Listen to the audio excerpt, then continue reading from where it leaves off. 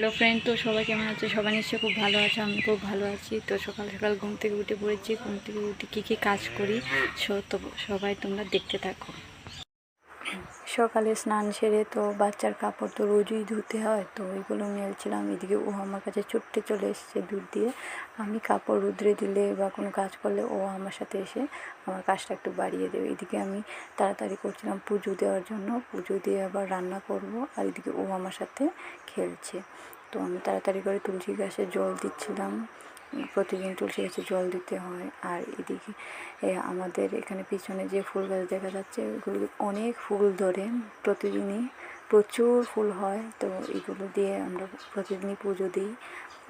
তো এইদিকে আমি পুজোর কাজ করছিলাম, পুজোটা কমপ্লিট করছি, এদিকে জোগাড় দিচ্ছিলাম, জোগাড় দিয়ে পুজোটা কমপ্লিট করে আবার যাব রান্না করতে। তো এইদিকে তারপরে আমি পুজোটা শেষ। তো এদিকে ও কোনায় বসে আছে বাচ্চা। তো ভক্তি দিয়ে চলে এলাম। চুলটা একটু ভিজে রয়েছে, তো চুলটা মুছে তাড়াতাড়ি যাব রান্না করতে। তো এদিকে আমি তাইশ করে তাড়াতাড়ি আবার রান্না করতে হবে। তো আজকে রান্না করব, অলরেডি থুরের তরকারি রান্না করেছি, আর এগুলো এসে মাশরুম। এটা থুরের তরকারি রান্না করেছিলাম, আর এটা মাশরুম।